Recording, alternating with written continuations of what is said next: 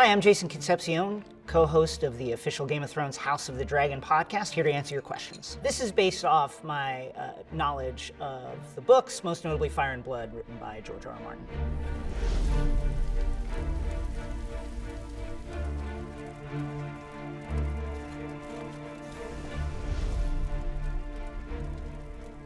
Helena's just kind of a nerd, a nerdy gal. Moreover, Helaena is fascinated by nature, by bugs, by spiders. Dragons of flesh, weaving dragons of thread. But also the way that she relates to those things and the things she says about them clearly have something to do with events yet to come. Whether it's talking about where the beast below the boards, before Rhaenys exploded out of the floor of the dragon pit on the back of Meleys. So why is she interested in bugs? Probably because she finds them more interesting than people. One, the Targaryens do this. Aegon the Conqueror, the Targaryen who conquered all of Westeros and united the Seven Kingdoms under his own rule, was married to his sisters. So not only was he married to his sister, but he was married to both sisters. So why do they do this? They do this because Targaryen blood is necessary to ride dragons, right? We've seen that.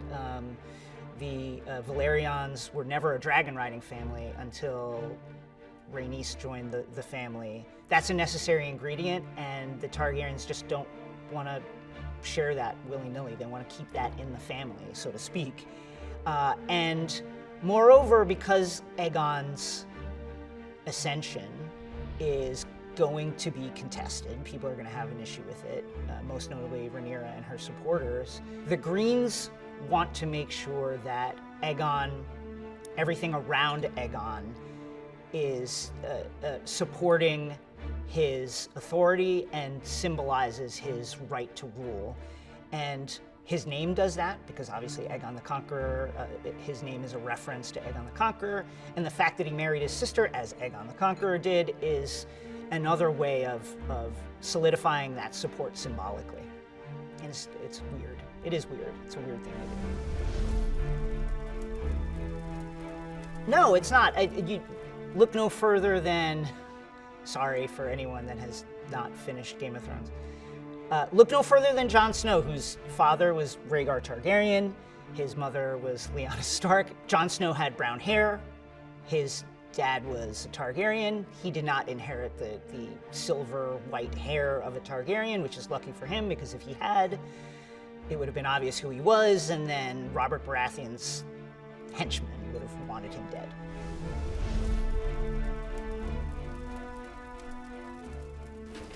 Your interest in the Princeling's training is quite unusual, Commander. Most men would only have that kind of devotion toward a cousin, or a brother, or a son. I guess we should say, first of all, that the Kingsguard, if you really think about it, is a absolutely chaotic, shambolic, and not well-run organization that needs to be reformed badly. Like, by the time we get to Game of Thrones, who are the most famous guys on the Kingsguard? Jaime Lannister, who killed the king? Members of the Kingsguard often go rogue, but I think certainly Criston Cole went more aggressively rogue than most, because he has the direct protection of Queen Alicent. Sir Criston, bring me the Eye of Lucerys Velaryon.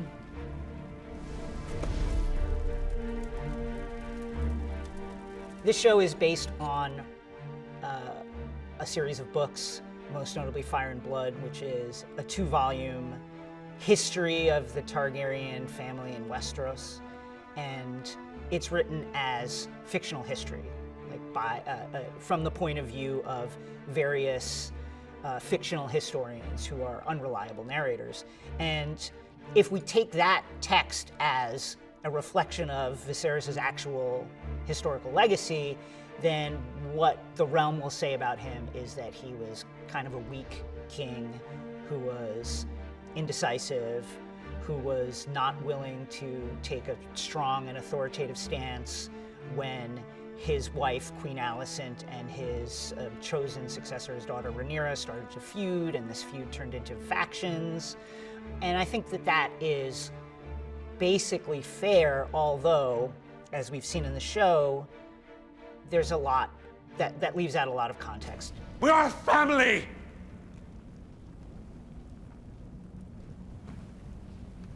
Now make your apologies and show goodwill to one another.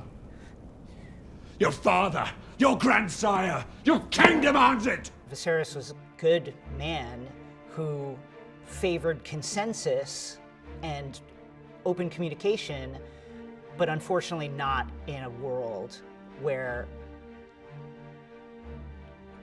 ruthless rulers are more the norm. Don't forget to stream the House of the Dragon finale this Sunday at 9 on HBO Max.